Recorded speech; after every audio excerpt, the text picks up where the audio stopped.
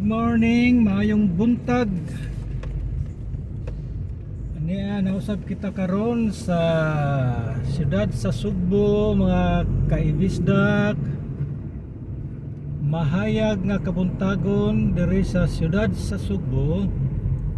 It's a bright day in the city of Cebu. How's everyone? I hope everything is okay to all of us today. It's again a sunny day. So good morning, good morning. So sa may atong maayong hisgutanan karon mga kaibisdak. Dili kayo traffic, medyo dili congested ang daan tungod lagi nining gipasikad sa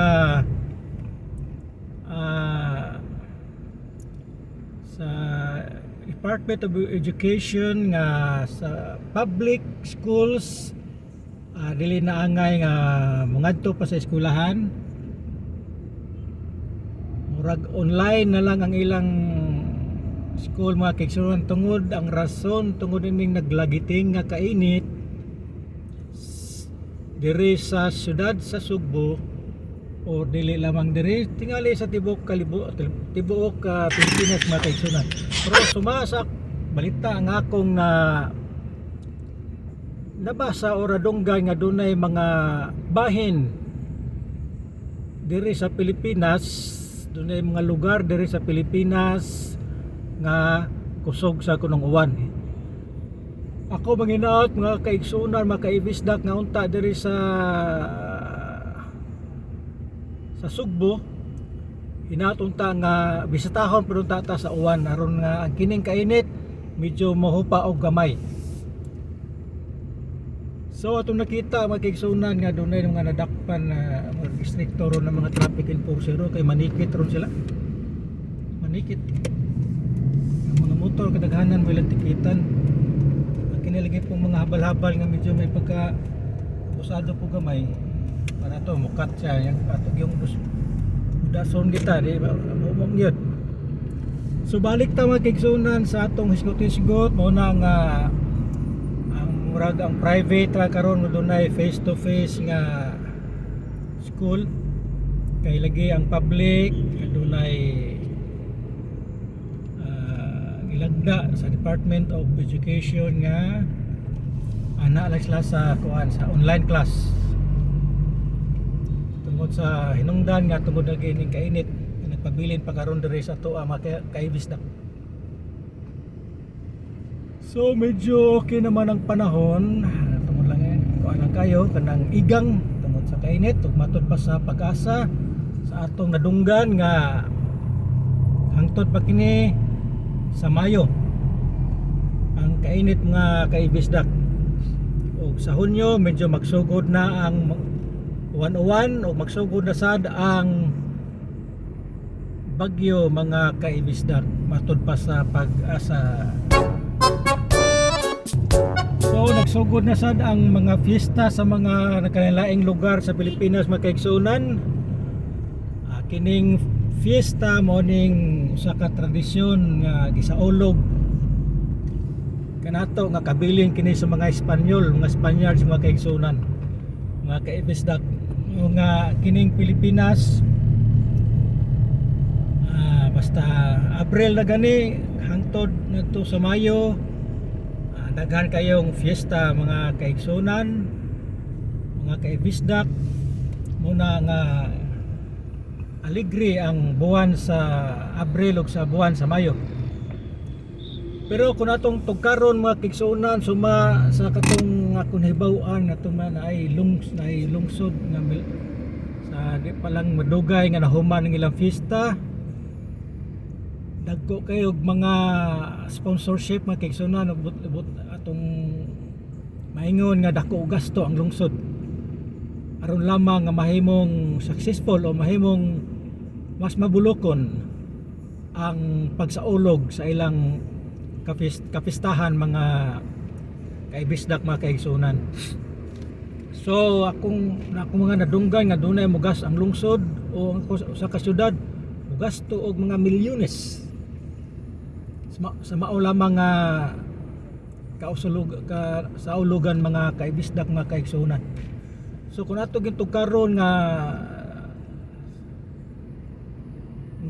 tungod sa kahagipot ug sa kakabos karon nga nahaguman sa Pilipinas unya ang mga opisyalis nato sa matag lungsod o sa matag syudad adto na sila guts nga mugasto igana nga kadako nga igana ka dako nga kwarta mga kaibisdak mga kaigsunan nga milyones sa pagpreparar sa maong fiesta sa ilang matag lungsod mga kaigsunan. Na ako'y nahibaw-an nga gasto og 500,000 ug dili maubos gyud sa nga balor mga kaigsunan. Dili lamang 500,000 ang ako nahibawan 500 million. Doon na sa kunoy hinabang gikan sa probinsya. Sa mga sponsorship pa sa mga private sponsorship ihatag sa mga pribadong kumpanya ngadto sa komitiba nga mao'y nagduma sa maong kasaulugan mga kaibisdak mga kaigsunan. So kung ato yung tukaron mga kaigsunan sa kadako nga kwarta nga ilang gigasto sa hamubo lang mga kalipay mga kaigsunan nya ato makita nga daghang kayong mga Pilipino ba nga naglisod inaya ini kutok og senyas unya di na imsod daghang kayong mga kaigsunan nato mga Pilipino nga naglisod financially tungod lagi na ning kalisod po sa Pilipinas kalisod sa panggobyerno sa ako nang gisulti lagi sa unahan mga kaigsunan itong mga previous vlogs nato kung utangan og dako ang usa ka nasod dili gina siya ingon nga mulog-luwag ang pinabuhi kayo sa ko utang guna mayroon nun ng utang sama sad nga ang matag individual o ang usa ka individual nay utang dili gina mahamugaway ang ihang pamuyo dili gid makaluwag-luwag sa eksakto kay kung mga kwarta siya makaginan sa iya mang ibayad ngadto sa utang maura sad na ang usa ka nasod tangan ka labi na ning atong nasod nga Pilipinas nga trilyones na ang utang unya ang iyang makulikta bilyones ra sa ato pa deficit so maglisod yun sa ato pa ang atong ekonomiya bagsak yun natural nga kung bagsak ng ekonomiya kadaghanan sa mga simpleng lumulupyo sa maong nasod mao gitaw ay maapektuhan maliban lang anang mga kwartahan nato milyonaryo di gina sila maapektuhan so mao na dihan napita mo na logic mga kaibisdak mga kaigsunan so manik tangat to sa kiniliging pagsaulog sa pista kay April ug Mayo mao man ginagyod adlaw-adlaw no magsapaw-sapaw magdungan-dungan na pista sa mga lungsod, sa mga baryo, barangay, sityo pa gani, mga kaibisdak, mga kaigsunan. Nya mugasto gyud ang mga opisyalis na mga lugar. See, makita niyo, mugasto dili lamang libo-libo ang uban thousands, millions. Ang kanagi mga premier city, billions magina, aragid mo nindot gyud ilang kuan. Bisan to doon na yung mga sponsorship mga kiksa pero dili na to gyud na kuan nga mugasto gyud ang panudlanan sa maong lugar. Mo gyud tradisyon ginaya sa pag sa may solusyon na wa kita mahimo kay labi na gyud hapit na sad ang eleksyon ang karong mga naglingkod ron maninguha gina sila nga muhumot ang ilang pagserbisyo muhumot ang ilang pagduma so aron mahumot ilang pagduma kining fiesta mo gini usa sa mga pinaka sayon nga himuon nga mahimong nindot ang maong pagsaulog sa maong successful ang maong pagsaulog sa maong fiesta kay credit man sana nila Himuna nilang kuan kanang issue niya. Unya dili kayo nindot, himo po nag-issue speakers po nga nanawan nila nga duma wagi ayo ato ang pista ugag kayo way mo na maninguha gina sila. Ya sa pagpaninguha mo gastog dako nga masag sa pagpanindot kundi mo gasto no. So suma total excessive ang gasto, kwarta sa mga tao ang gigasto, unya ang mga tao perting lisura naglisod nga kaibisdak mga kaigsunan. So balik ta sa trapiko, okay kayo, dunay ginagmay nga mga hunong-hunong pero tungod lagi na ning dunay mo left turn.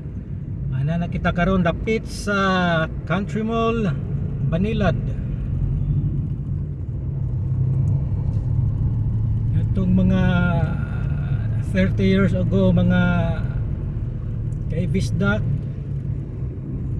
20 years ago mga kaibisdak mga kaigsunan kining dapita diri vineyard ni diri. Vineyard yan ay mga punuan sa kahoy, farm. Wa gyud ta magtuo nga maabot ta ning sitwasyon na nga atong makita nga puro na mga dagkong building. Kining Country Mall vineyard ni siya mga kunihunduman, vineyard ni siya kay guys ko lamang ko diri sa 1980s guys ko lamang ko diri sa University of San Carlos Technological Center sa Talamban mga kaigsunan, res na sipit Talamban. So kada adlaw kumuagi diri, kada adlaw kumuagi kay namo kapuyo dito sa syudad. So as far as my memory is concerned, kining napitan ni vineyard ni vineyard farm gini siya. Kini rin napita. Sagbutan ay mga punuan diri, karon no tanawa puro building. Ngingiga. So mga kaigsunan, wa tay laing mahunahon nga topic karon. Nindot ang adlaw karon sinaw kayo ang kapunaw-punawan. Ay mga ginagmay nga mga nagkatag nga mga panganod pero dili kini timaan og indikasyon nga mahimo kining uwan. Ang haring adlaw mapasikarbuhon nga mibuhagay sa iyang kainit, sa iyang kahayag karong kabutagon mga kaigsunan. Ug kini ang inyong kaibisdak. Maingon kaninyo maayong adlaw o hinaot paunta nga ana kamo kanunay sa kapiskay o kalagsek sa iyong kaluwasan ug maayong buntag kanatong tanan.